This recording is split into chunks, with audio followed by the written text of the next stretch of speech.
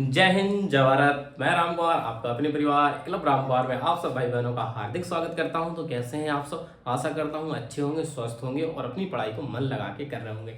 तो आज आपको पता है कि आज से आपकी क्लास स्टार्ट हो गई है। जो भी क्लास 9 के बच्चे हैं वो सभी पहली बार चैनल से जुड़ते तो चैनल को सब्सक्राइब कर लें, क्योंकि आज से हम पढ़ने वाले हैं पहला चैप्टर जिसका नाम है वास्तविक संख्याएं। तो वास्तविक संख्याएं की आज की जो आपकी क्लास होगी सिर्फ डेमो क्लास होगी और कल आपकी क्या होगी, एक्सरसाइज को 1.1 को हम हल कराएंगे। तो आज क्या करें, हम चीज़ों को जान लेंगे जो कि आपको बहुत महत्वपूर्ण है जानकारी करना, क्योंकि आपके इससे 1 नंबर के क्वेश्चन पूछे जाते हैं। आप सभी को कि 20 नंबर के क्वेश्चन आपके ऑब्जेक्टिव हो चुके हैं। तो इसी प्रकार से आपको डेमो क्लासेस की समझना बहुत जरूरी है, जिसमें कि हम सीखेंगे सम संख्याएं, विषम संख्याएं, धन पूर्णांक, ऋण पूर्णांक, पूर्णांक, परमेय संख्याएं, वास्तविक संख्याएं, अपरमेय संख्या, परमेय संख्या। तो इन सब चीजों को आज आपको मैं अध्ययन कराने वाला हूं, जो कि कल के आपको बिल्कुल काम में आने वाली हैं। तो स्टार्ट करता हूं आपकी क्लास को। तो जैसे कि अपन बात कर लेते हैं प्राकृतिक संख्याओं की।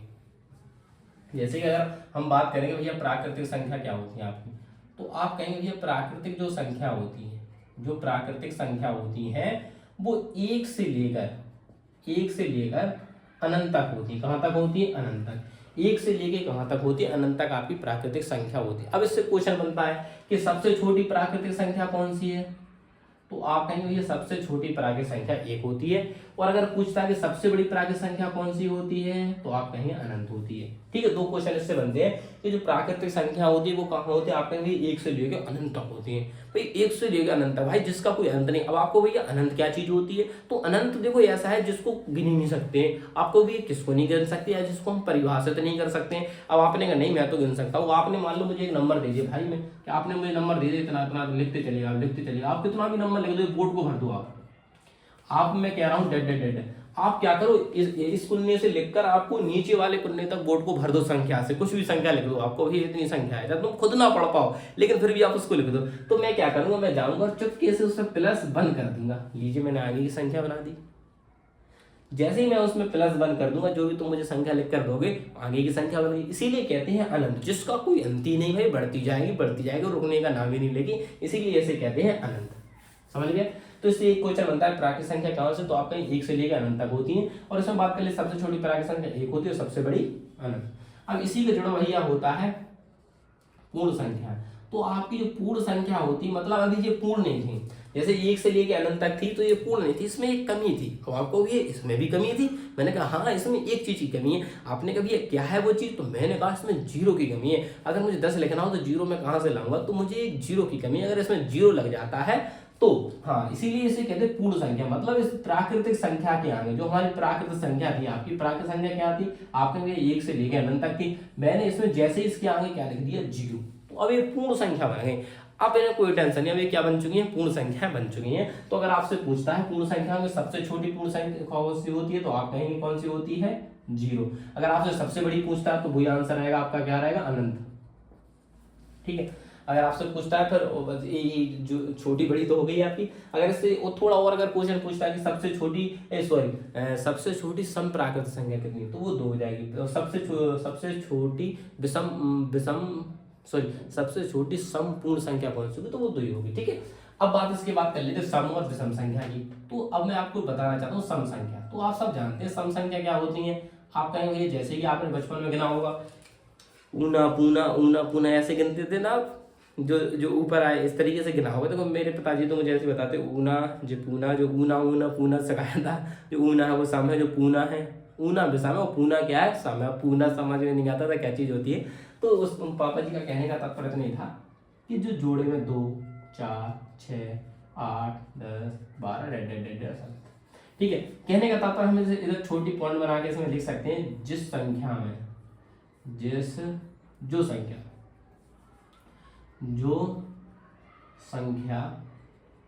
दो से विभाजित हो, जो समझ लो जो संख्या 2 से विभाजित हो, या तो ये, या तो इसका दूसरा पॉइंट आप क्या लिख सकते हो, इकाई के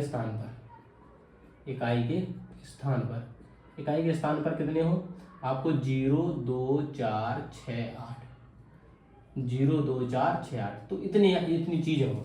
देखो या तो जो संख्या क्या हो 2 से विभाजित हो, जो संख्या क्या हो 2 से विभाजित हो, या तो उसके इकाई के स्थान पर आपको अगर भाग देकर नहीं देखना, आप तो साथ चाहते हैं कि भैया हम तो एक चुटकी में देखना चाहते हैं, तो आप उसके इकाई के स्थान 0 2 4 6 8 देखो, आप देखोगे देखो 2 4 6 8, देखो इधर 0 2, फिर आगे वही संख्या बढ़ती चली जाए। तो ये सब क्या होती है, हमारी सम संख्या होती है। उसी प्रकार से अगर विषम संख्या की बात करते हैं, विषम संख्या, तो विषम संख्या क्या रहती है, 1 3 5 7 9 11 13 17 19 15 18 ठीक है। तो अब ये क्या होगी, विषम संख्या। इसमें भी क्या रहता है, इसके इकाई के स्थान पर क्या रहता है, इसके इकाई के स्थान पर, इसके इकाई के स्थान पर कितना रहता है, तो आप कहेंगे इसके इकाई के स्थान पर रहते हैं 1 3 5 7 9, इसके इकाई के स्थान पर कितने रहते हैं 1 3 5 7 9। तो आप समझ सकते हैं क्या है, विषम संख्या है। ठीक है, अब सम संख्या होगी, विषम संख्या होगी, और ये भी कैसा है जिसमें 2 का भाग ना जाए उसे हम विषम संख्या कहते हैं। अब बात कर लेते हैं किसकी, अब मुझे ध्यान नहीं आ रहा, मतलब देखना पड़ेगा क्या पढ़ा, मैं सोच रहा हूँ क्या बोलते हैं उसको, विभाजित, विभाजित अविभाजित, विभाजित नहीं विभाजित नहीं, मैं उसको देख के पढ़ ही लेता हूँ क्योंकि मुझे माइंड में नहीं आ रहा। पूर्णांक तो मैं आपको बढ़ा ही दूंगा, पूर्ण संख्या हो गई है यहाँ पे, संख्याओं के ऊपर परमेय संख्या नहीं, एक चीज़ है बना देगा, विभाजित और अविभाजित। तो विभाजित और अविभाजित और बता देता हूँ आपको, वो भी आपके गाँव में आएंगे। अरे विभाजित की बात कर लेते हैं, विभाजित संख्या, तो विभाजित संख्या कौन कौन सी होती है, 4 6 8 10 12 14 10 तो इनमें क्या रहता है, इसका पॉइंट देखो, इसका पॉइंट क्या रहता है कि 4 6 8 10 12 जो संख्या स्वयं से एक और संख्या से घटती, एक से अधिक संख्याओं से घटती, एक से अधिक संख्याओं से विभाजित हो, एक से अधिक संख्याओं से विभाजित हो। देखो अब आपको भी ये क्या चीज आपने लिख दी कि देखो कहने मतलब जो संख्या स्वयं से, जैसे कि मैं बात कर लूँ 4, तो 4 आपको भी इसमें 4 का ही भाग चला जाएगा। ठीक है, जो संख्या स्वयं से व एक से अधिक संख्याओं से विभाजित हो, मतलब ये संख्या देखो स्वयं से भी कट रही है, ये संख्या 1 से भी कट रही है, और एक संख्या किससे 2 से भी कट रही है, समझ गए ना। तो देखो यह संख्या स्वयं से व एक से अधिक संख्याओं से विभाजित हो रही है, एक तो आप हटा दो, एक को गिनती ना किया करो, एक से अधिक, मतलब जो संख्या स्वयं से, एक से तो अभी हर संख्या कटती है। ठीक है, तो जो संख्या स्वयं से और और स्वयं के अलावा, मतलब एक से अधिक, मतलब एक से तो कटी रही 4 से, इसके अलावा किससे भी कट रही 2 से, तो ये संख्या क्या कहलाती है, हमारी विभाजित संख्या कहलाती है। क्या कहलाती है, विभाजित संख्या कहलाती है। अब इस प्रकार से आती अविभाजित संख्या, अविभाजित। अब इनका मुझे नाम नहीं आ रहा है अभी, बिल्कुल देखो ऐसा लगा चीजें, अविभाजित नहीं कहते इनको, परमेय तो हो गई हैं। चलो ये तो विभाजित संख्या होगी, जो विभाजित क्या हो जाती है, विभाजित हो जाती है। और अविभाजित संख्या जो रहती है कि जो संख्या स्वयं से कटती है, जैसे कि जो किसी संख्या से नहीं कटती, 2 3 5 7 11 13 17 19 23, तो ये संख्या डेढ़ से जाती है। जो संख्या क्या करती है, स्वयं से कटती है। जो संख्या किससे कटती है, जो संख्या स्वयं से कटती है, जो संख्या स्वयं से कटती है, जो संख्या क्या करती है, स्वयं से। उन्हें ठेका ले ली, भाई देखो हम किसी से नहीं, कभी कभी देखा होगा कई लोग ऐसे रहते, भाई देखो मैं किसी के हाथों का खाना नहीं खाऊंगा, मैं अपने बनाया हुआ खाना ही खाऊंगा। तो ये वही होते हैं स्वयं। जो संख्या अविभाजित संख्या क्या होती है, जो संख्या स्वामी से कटती है, जैसे लेकिन एक नाम और होता है, वो नाम मुझे बिल्कुल दिमाग पे भी निकल गया। ऐसा आपको भैया आप कह रहे हो भैया आपके दिमाग से निकल गया, आप पढ़ाते हो फिर कैसे निकल गया। ऐसा हुआ कि भाई जब से आपकी मैंने पढ़ाई बंद की, तो आज मैंने कल कहा था कि आपको पढ़ाऊंगा, तो मैंने सीधा से पढ़ाना स्टार्ट कर दिया, देखा भी नहीं कि क्या क्या आपको मतलब है। मुझे पता है कि ये सब चीजें मतलब डेमो क्लास आपकी वास्तविक संख्या, तो इन सब चीजों को आपको क्या करा जाएगा, पढ़ाया जाएगा। तो मैंने सीधा उठा और क्लास को मैंने क्या कर दिया, पढ़ाना स्टार्ट कर दिया। तो इनको संख्या को क्या कहते हैं, इसमें देख लेता हूँ। पहली बार इसमें है नहीं, इसमें क्या दी नहीं है, जो मैं आपको बताना चाह रहा वो इसमें दी नहीं है भाई, जो मैं पढ़ा रहा था उसमें दी नहीं। चलो ठीक है, कल इसका नाम बता दूंगा, और कोई नाम बिल्कुल भी दिमाग में आ नहीं रहा है मेरे, कहने यार बिल्कुल भी दिमाग में नहीं आ रहा है। ठीक है, चलो तो बात कर लेते हैं बस पूर्णांक की। ठीक है, अब बात कर लेते हैं पूर्णांक की। आप कमेंट कर देना, बाकी तो मैं कल आपको बता दूंगा। या तो यहाँ विभाजित तो होती है। तो पूर्णांक की बात क्या होती है, पूर्णांक क्या होते हैं, देखो जिसमें क्या होता है, इधर क्या रहेगा आपका 0, इधर 0 से आगे संख्या काय में चलेंगी, प्लस में डेड डैश अनंत तक। उसी प्रकार से इधर काय में चलेंगी, आपका भी है माइनस में, और dead dead dead dead dead कहाँ तक आएंगे, माइनस अनंत तक।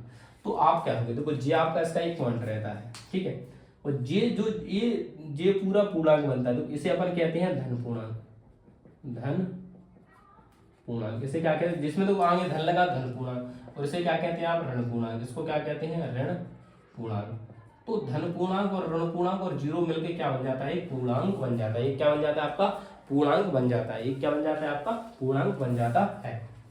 ठीक है, अब इसको रफ करता हूँ, आपने अच्छे से इसको नोट कर लेना, फिर आगे और चीजों पर बात करते हैं।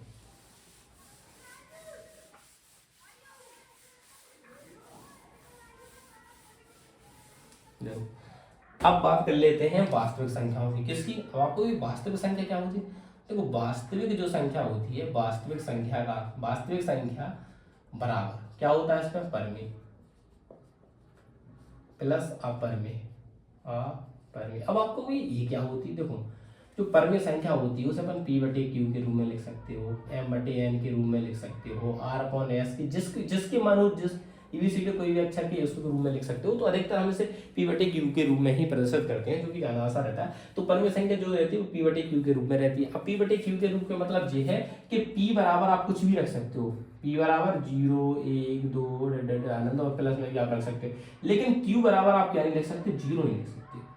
q बराबर क्या नहीं लिख सकते हो, q बराबर, q जो बराबर को जो नॉट इक्वल, मतलब जो इसके बराबर नहीं रख सकते। ये बराबर को ऐसे काट देता है, इसका मतलब यही रहता है कि आप q की जगह 0 नहीं लिख सकते और कुछ भी लिख सकते हो, समझ गया ना। क्योंकि अब आपको ये 0 क्यों लिख सकती, अगर मैंने ऊपर 2 लिख दिया और नीचे 0 लिख दिया, अगर मैंने इसका भाग इसमें दिया तो ये क्या हो गया, 0, ये क्या हो गया 0। तो फिर ये p बटे q के रूप में रहा ही नहीं, p बटे q के रूप में रहा नहीं, सॉरी जब हम 0 का किसी भी संख्या में देते हैं तो उसका आंसर आता है अनंत। क्या आता है, अनंत। तो इसे हम परिभाषित नहीं कर सकते हैं, परिभाषित नहीं कर सकते, इसका ये मतलब रहता है। तो फिर तो p बटे q के रूप में रहे नहीं, इसीलिए हम 0 की छोड़ के कुछ भी ऊपर 0 लिख दो नीचे 1 लिख दो तो बस काम बात बन जाती है p बटे q के रूप में। इसको p और इसको नीचे क्या कहते हैं, q। समझ में आ गया। तो p बटे q के रूप में जो लिखी रहती है वो परिमेय संख्या होती है। अब आपको ये अपरिमेय संख्या कौन सी होती है, तो अपरिमेय संख्या बता देता हूँ, 3/5 -7/6 ऐसे कुछ भी। अब अपरिमेय संख्या कौन सी रहती है, जो कि √2 √5 √7, ऐसी संख्या जो रूट से बाहर ही ना आ पाए, जिनका मान जो निकाले वो क्वांटों में आए। जैसे आप इसका मान निकालोगे 1.4 होगा इसका, तो इस प्रकार से इनके मानोगे। तो कहने का तात्पर्य यही है कि अगर आप इनके मान निकालो तो दशमलव में आएंगे। जैसे अब आपको भैया अगर मैंने √49 लिख दिए तो क्या है, मेरी अपरिमेय संख्या है, अपरिमेय संख्या। मैं कहूँ भाई ये आपकी परिमेय संख्या, आपने कहा ये परिमेय संख्या क्यों है, ये परिमेय संख्या क्यों, ये तो हमें समझ में नहीं है आपकी बात। मैंने कहा मेरे भाई ये इसलिए परिमेय संख्या है क्योंकि ये रूट तोड़ के बाहर आ जाए, क्योंकि 49 का वर्गमूल होता है 7 गुणा 7 गुणा 49, तो ये जोड़ा बना तो एक जोड़े से क्या आ जाएगा बाहर। भाई अब इसके ऊपर √, कहाँ है, आपको ये नहीं है, जब नहीं है तो ये क्या है, परिमेय है, क्योंकि इसके बटे में कितना है, 1 है। तो इसीलिए p बटे q के रूप में होगी, तो इसीलिए इसे क्या कहते हैं, परिमेय। जो संख्या √, से बाहर आ जाए, रूट से बाहर आ जाती है वो परिमेय बन जाती है, और जो नहीं आ पाती वो अपरिमेय रहती है। अब इन दोनों को मिला दिया जाए, मतलब ये संख्या और ये वाली संख्या, इन दोनों को एक मिला के एक थैले में बंद कर दिया जाए, एक थैले में क्या करें, बंद कर दिया और टांग के चल दिया जाए, तो समझ लो वो कौन सी संख्या बन जाती है, वास्तविक। मतलब कहने का मतलब जिसमें परिमेय संख्या भी रहती है और आपकी अपरिमेय संख्या भी रहती है, तो उस ऐसी संख्या को अपन कहते हैं वास्तविक संख्या। तो आशा करता हूँ आपको अच्छे से ये चीजें समझ में आ गई होंगी और कोई भी आपको प्रॉब्लम नहीं होगी। और आपको जो कल क्वेश्चन बताएंगे बहुत आसान रहेंगे, बस अब जी सब काटने फिर देंगे। तो देखो जो देखो 3/5 लिखा, तो इसको अपन भिन्न भी कहते हैं, इसको क्या कहते हैं, भिन्न का रूप भी, इसे भिन्न भी कहते हैं। तो ये बात बिल्कुल को ध्यान रहे, जिसमें ऊपर का क्या होता है आपका अंश और नीचे का क्या रहता है आपका हर। तो ये भी चीजें आपको क्लियर होनी चाहिए, अंश बटे हर होता है।